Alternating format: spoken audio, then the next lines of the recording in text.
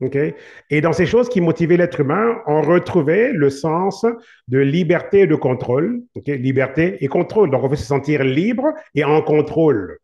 Numéro 2, le sens de la maîtrise. C'est là qu'on retrouve les passions. OK? Maîtrise, passion. OK?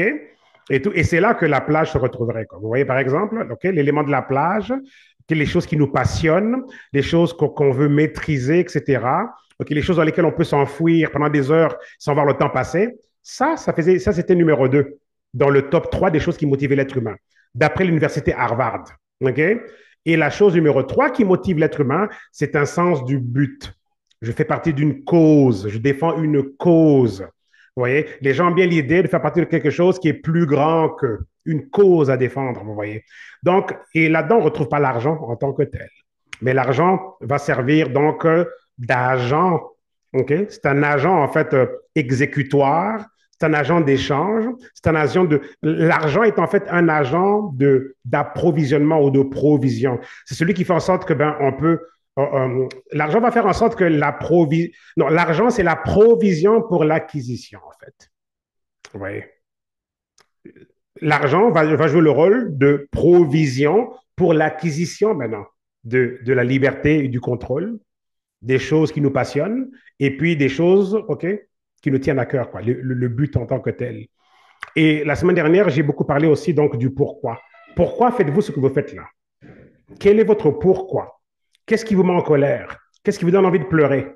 Qu'est-ce qui vous passionne? Qu'est-ce qui fait en sorte que vous êtes prête ou prêt à vous enfouir là-dedans pendant des heures sans voir le temps passer? Okay? Y a-t-il des choses pour lesquelles vous avez zéro tolérance? Zéro tolérance. Voilà des éléments indicateurs de je veux dire, où pourrait se retrouver notre pourquoi. Okay? Ça peut être vos enfants, vos parents, vos grands-parents. Okay? Ça peut être votre mari. Okay? S'il y a des hommes là sur la ligne, ça peut être votre épouse.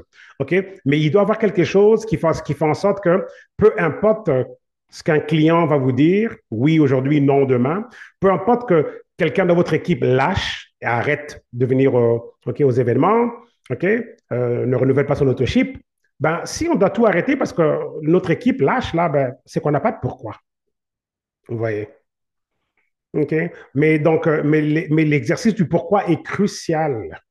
Votre pourquoi doit faire en sorte que même si tout le monde me lâche là, OK? Ben, moi, je me relève et je continue parce que je suis au service de mon pourquoi.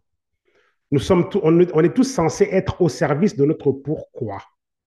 OK? Donc, je ramène encore ça donc, OK, aujourd'hui parce que je ne sais pas si on a fait l'exercice de se poser la question, OK, quel était notre pourquoi? Quel était son pourquoi? OK, avons-nous pris notre notepad avec notre téléphone? OK, pour rédiger quelque chose? Est-ce que vous avez peut-être un cahier de notes personnel, etc. Mais faites cet exercice-là. OK, demandez-vous vraiment pourquoi je fais ça. C'est quoi qui fait en sorte que je me lève chaque matin pour le faire? OK? Et le pourquoi ne sera jamais de l'argent en tant que tel, parce que l'argent n'est pas un pourquoi. OK? L'argent, c'est l'agent d'exécution. C'est un agent. OK? C'est l'agent OK? Qui va ramener la provision. La provision pour l'acquisition, tout simplement. OK? Et plus on agrandit l'approvisionnement, OK? Plus on a des options d'acquisition. C'est tout. Vous voyez? OK? Donc, l'argent doit être au service de votre pourquoi. OK? Il y a ce grand boxeur là qui vient de mourir, et très, très triste comme histoire, George Foreman. OK? Ben, je vais vous raconter rapidement l'histoire de George Foreman. C'était le tueur, OK, en termes de boxeur. Dans les années, fin des années 60, début des années 70, là, c'était comme le Mike Tyson de son temps, là. Hyper grand, musclé, une force de la nature. Foreman donnait des coups comme ça, là, tout le monde tombait. Il détruisait ses adversaires en pas longtemps et tout. Et il y a eu ce match mémorable entre lui et Mohamed Ali qui a eu lieu dans mon pays d'origine, okay, qui s'appelait à ce moment-là le Zaïre, okay, à Kinshasa, Zaïre, 1974. Il y a eu ce fameux combat historique qu'on avait surnommé The Rumble in the Jungle. C'est le combat. Euh, donc, c'est au-delà d'historique, dans le monde du sport, de la boxe, dans le monde en général, c'était le combat, quoi, qui avait eu lieu donc là. Et c'était Mohamed Ali qui avait gagné ce match-là. C'était la grosse surprise du siècle. Et plus tard, George Foreman prend sa retraite, okay, du monde de la boxe. Il a une rencontre face à face avec le Christ. OK? Il a même eu une expérience hors de son corps, là. OK? Il était comme mort. Il a eu son face-à-face avec Dieu. Il est revenu à la vie. Il a commencé à déclarer que Dieu est vivant, Jésus est vivant, Jésus est vivant, parce qu'il l'a vu, vous voyez. Il est sorti de son corps parce que c'était après un combat. Il a commencé à mourir, là, et tout, et tout, et tout. Et puis, bon, voilà, il était mort, là. Sorti de son corps, rencontre avec le Christ. Il revient en train de proclamer Jésus est vivant, Jésus est vivant, Jésus est vivant, et tout, et tout, et tout. Et les médecins ne comprenaient rien. On pensait qu'il était fou. Ils ont été le faire plein de tests, là, pour voir si il était normal ou quoi, parce qu'ils pensaient qu'il était devenu fou. Non, il était pas fou, bien sûr, et tout. Et là, il devient pasteur et tout. Et puis, il commence à prêcher et tout, et tout. Il a une autre vie. Donc, en 1977, George Foreman donc, devient pasteur et tout. Donc, un homme complètement transformé. Et quand vous voyez ces images d'avant, le méchant destructeur, là, et tout, et après, c'est devenu comme l'homme le plus gentil au monde. Son visage toujours souriant et tout. C'était vraiment devenu comme une grosse force de la nature souriante, quoi, et tout. Alors, George Foreman revient à la boxe en 1987. OK? Et puis, la raison pour laquelle George Foreman est revenu à la boxe à un âge où les boxeurs sont censés être à la retraite, OK? Il a été jusqu'à redevenir le champion du monde des poids lourds, OK? À l'âge de 45 ans, OK? Et si vous saviez pourquoi George Foreman est revenu à la boxe, c'est parce qu'il n'avait plus d'argent. Donc là, il n'avait plus d'argent pour financer son centre pour les enfants démunis. Et il a cherché, OK, par tous les moyens, comment est-ce qu'il pouvait financer ça? Mais il n'y avait juste pas d'argent, quoi.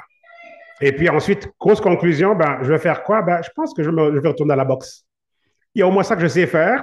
Si je peux commencer à gagner des matchs, OK, je pourrais, OK, et puis éventuellement peut-être redevenir champion, ben, je pourrais au moins avoir assez d'argent pour financer mon centre, OK, pour les enfants démunis. Voilà pourquoi George Foreman est retourné à la boxe en 1987. Il a commencé à refaire des combats. Il n'était pas en forme du tout. Il était comme vraiment. Imaginez quelqu'un qui était comme une grosse mastodonte musclée, mais là, après avoir arrêté, il avait pris du poids.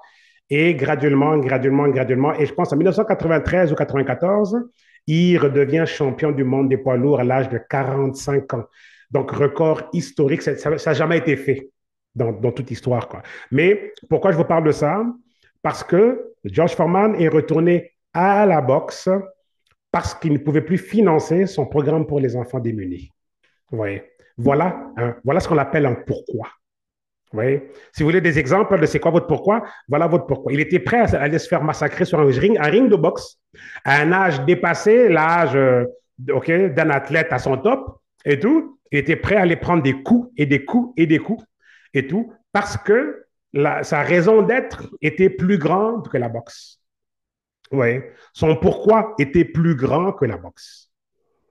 Et ça ne s'est pas fait facilement en tant que tel, parce que votre pourquoi, il va aussi être testé.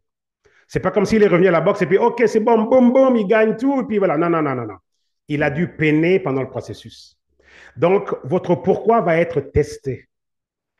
Okay? C'est là que vous allez savoir est-ce que c'est vraiment mon pourquoi ou pas. Il sera testé, parce que pour George Foreman, il a été testé. Ça n'a pas été facile en tant que tel. Il a dû vraiment, OK, donc se battre, c'est le cas de le dire, se battre à la boxe, OK, il a vraiment dû se battre, s'accrocher. Il a eu quelques opportunités d'avoir des combats de titres pour devenir champion du monde, comme avec Evander Holyfield, mais il n'avait pas pu gagner ce match-là et tout. Et finalement, il a eu sa chance contre Michael Moorer et tout. Et puis, donc voilà. Il perdait même ce match-là. Au niveau des points, là, il perdait parce qu'il se battait contre un boxeur plus jeune qui avait comme 25 ans. Là. Lui, il avait 45 ans. Michael Moorer avait comme 25 ans ou 28 ans. Donc, plus jeune, plus rapidement, plus rapide, boum, boum, boum, boum, boum, boum. Lui, c'était le vieux de 45 ans, pas aussi rapide. Et à un moment donné, il a quand même pu tenir jusqu'au 10e round. Et à un moment donné, une simple combinaison gauche, droite et l'autre tombe. Et puis voilà. 20 ans plus tard, OK, donc il devient donc le champion du monde des poids lourds à 45 ans. Okay, la dernière fois qu'il était champion du monde des poids lourds, il avait 25 ans. Et là, il redevient champion à 45 ans. Vous voyez un peu. Donc, mais pourquoi est-ce qu'il a fait ça? Parce qu'il avait un pourquoi. Ouais. Donc, j'ai pu développer une admiration extraordinaire pour George Foreman. Son parcours de conversion, son face-à-face avec le Christ. Après ça, de voir que finalement, ce match, moi je connaissais ce match, bien sûr, on a tous vu ce match historique quand il a gagné il est redevenu champion à 45 ans, mais j'avais aucune idée qu'il avait fait ça parce qu'il ne pouvait plus payer pour le programme des enfants démunis. Donc, il a accepté d'aller se faire massacrer sur un ring de boxe pour éventuellement peut-être gagner quelques combats et puis gagner un championnat et avoir assez d'argent pour maintenant financer son programme des enfants. Vous voyez, voilà un pourquoi. Ça n'a pas besoin d'être un pourquoi comme George Foreman, bien sûr, mais ayez un pourquoi qui fasse en sorte que, peu importe qu'est-ce qui arrive à votre entreprise, vous ne lâcherez pas. C'est tout. OK? C'est ça que ça prend. C'est ça un vrai pourquoi. OK? C'est ça un vrai pourquoi. Êtes-vous prêt à vous faire, à passer par des choses inagréables et vous relever le lendemain et revenir? OK? Donc, testez votre pourquoi. Testez votre pourquoi. Demandez-vous pourquoi vous faites ce que vous faites là et tout, mais vous devez absolument avoir mis le doigt sur votre pourquoi.